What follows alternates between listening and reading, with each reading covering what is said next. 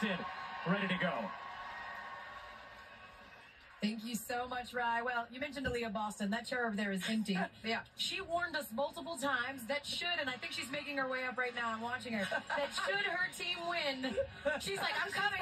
That should her team win, she was going to go down onto the floor so that she could celebrate what we just saw, one of the best title games, and they fulfilled their destiny. 38-0, just the 10th team in D1 history to complete an undefeated season in the first since UConn in 2016 while Aaliyah gets mic'd up. Just your thoughts on what you just witnessed. The completion of an undefeated season, the focus, even the close calls that South Carolina had, even when they started in the first quarter behind, it did not deter them. It was a team effort to be able to carry it through. Coach Dawn Staley just talked about tears. Last year, it was tears of trials, you know, and tribulations.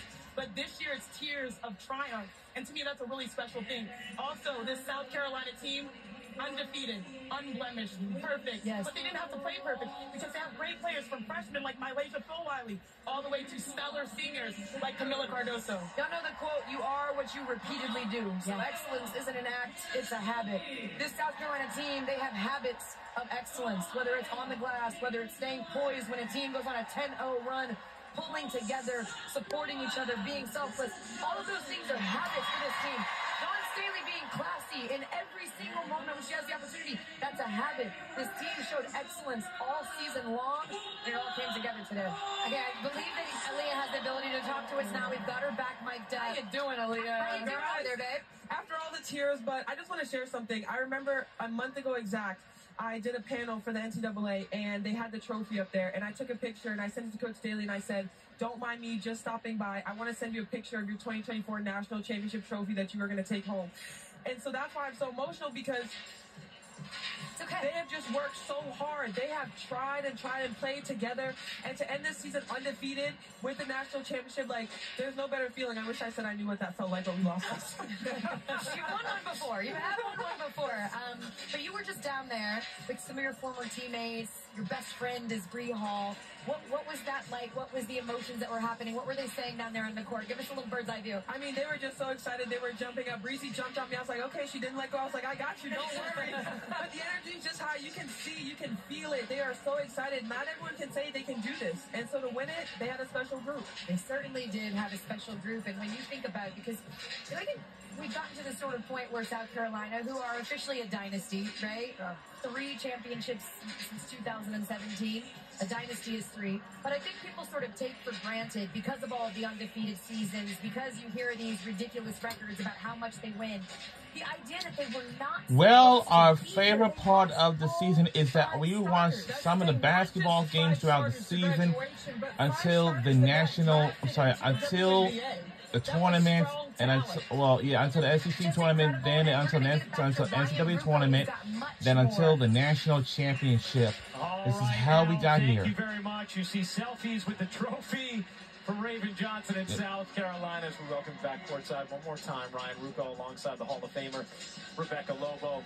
Rebecca, let's start with South Carolina. It's just so rare that at this stage you see 9 different players contribute the way that they do for South Carolina, and they all had to play a role in order for them to not only win the championship, but win this game today. And in particular, the poise of their young players who have never been in this moment before, to be down at the end of the first quarter. Once again, we want to thank this is the South Carolina all team. of you for tuning in these women's basketball games throughout the regular season until the SEC tournament, and until the NCAA tournament, until the national championship game as of today.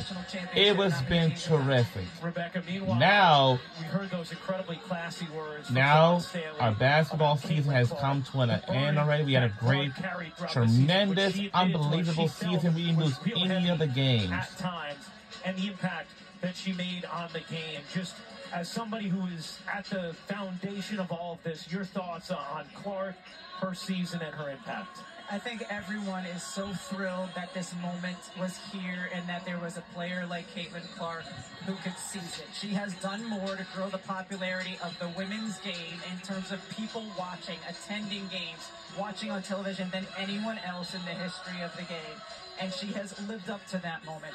And then you have the perfect culmination here with a team that lived up to their moment all season long in South Carolina and able to finish the deal undefeated. A pretty perfect crescendo for an unforgettable and historic season in women's college basketball. For our incredible producer, Kerry Callahan, our fantastic director, Championship Platt, a couple of net cutting is coming up next on ESPN. Rebecca Lobo, I'm Ryan Ruocco. Join us on ESPN for the Werner Ladder net cutting ceremony. This has been a presentation of ABC Sports.